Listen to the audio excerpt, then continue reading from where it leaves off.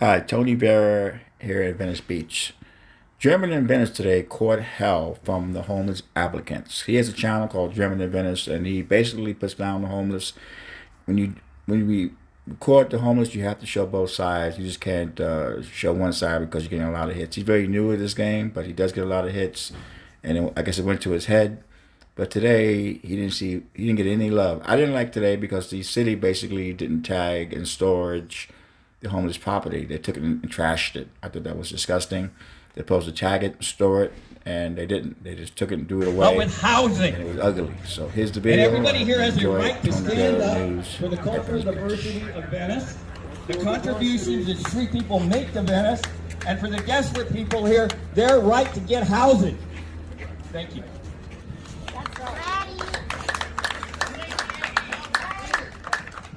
Bonnie Williams. My grandfather came here in 1918 to help with the building of the pier, loved the place, and stayed. A little bit of history about what's going on. This happened 30 years ago when Reagan closed all our mental hospitals. And then the next person came through Venice, and we all had people living in our backyards because that's what you did. And my grandparents made sure the streets were swept before street cleaning was ever evolved. They fed them. They let them live in their backyard. We had showers in our backyard. The city came through with a program called Proactive Code Enforcement. Took all that away. So this has been a succession of treating the poor worse than you treat anybody else, because my grandparents, they came from the philosophy that you helped people. You didn't. You helped them climb the steps to a better life. Rent wasn't $2,500 for a single apartment. But getting back to the city, then the city decided they came through with the blight program. Well, you had a broken window, they fined you if you didn't fix it within 30 days. Then they came through with the gang injunction, and which was illegal after the ACLU fought it. And it was proven that it was illegal. But by that time, so many people just got up and left their places because they were being told they were illegal and that their kids were bad people. So the city has to take initiative to stop doing things that are going to hurt the poor. That's going to give people a place to stay. What is your narrative? And the point being is that this beach has always been popular. When I was a kid, you could come down here, we stayed all day long. We didn't even go home. And the people would feed us, the people would help us out, and we grew up happy people. Oh yeah, please. All right. Filipinos, Japanese, the whole thing. But what's going on now is they want this beach for profit. And it was called the Oakwood Community Plan. And it meant to get rid of the black and the brown that were living in this area for years. And what's going on now, I want to see stop. And I have told Bonham, and I have spoken to his people, that the people who need to be running these particular shelters or need to be helping people are people who have lived this experience. People who are sitting in offices downtown cannot live this experience. They don't know what it is. Listen to the community. Be there when the community says X, Y, and Z. This shelter right here, a lot of money was spent on it, and there's no real people that are running it. They're inexperienced. They don't know what it is to be on drugs. They don't know what it is to operate with people who are on drugs. So until you know how to do things and listen to, you really need to know. This could be said if you would put the right people in the right places to do the right thing for the people of the community. I invite all of you to go over on 3rd and go over on Hampton. It is clean. It is clean because the Venice community came in, and us, and Gary, and Michael, and Lydia, and Peggy, and Lisa. And it's not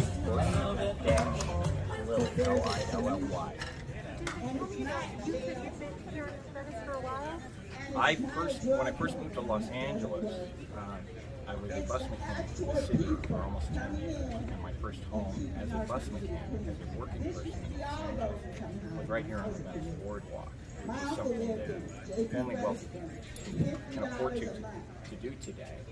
And the only way, if you're a working person, to be able to live in Venice Beach anymore is to be here in a tent or in a van. This is about chasing away the opportunity of working people to also have access to Venice Beach. It's part of the history of Venice Beach, and that's why this sweep of the homeless in Venice Beach is unlike any of the other sweeps in Los Angeles. It's not just affecting homeless people, it's not just affecting residents, it's affecting the culture of Los Angeles, and it's affecting the tourism and why the tourists come to Los Angeles.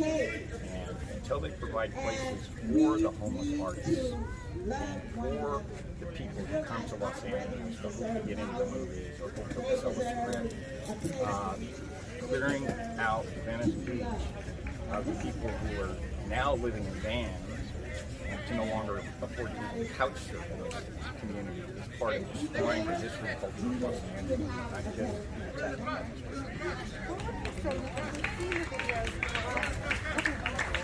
My sister, my mother, my neighbor, my friend, who went through this. I'm going to say just minimally 30 years, about 30 years. And she's been in it longer because I live in Lincoln Place.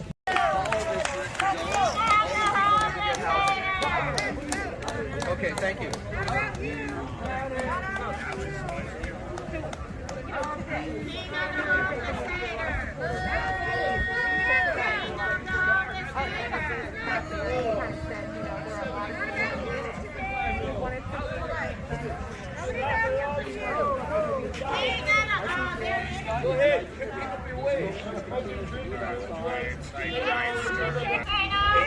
Incompetent councilman who somehow thinks that this is preferable to housing people.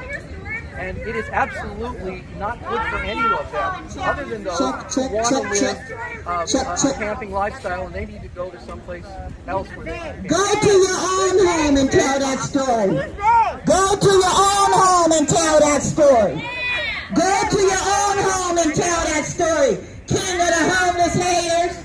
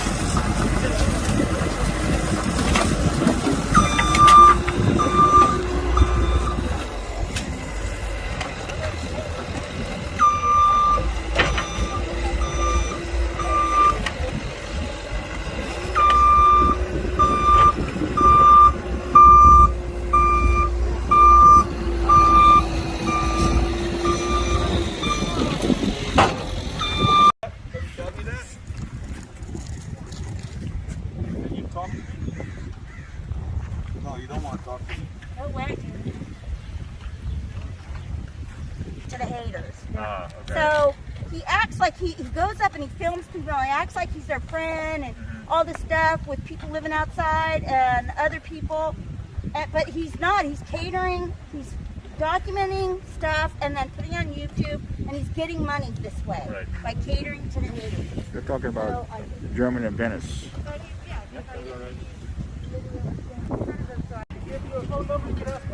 That would be great, thank you.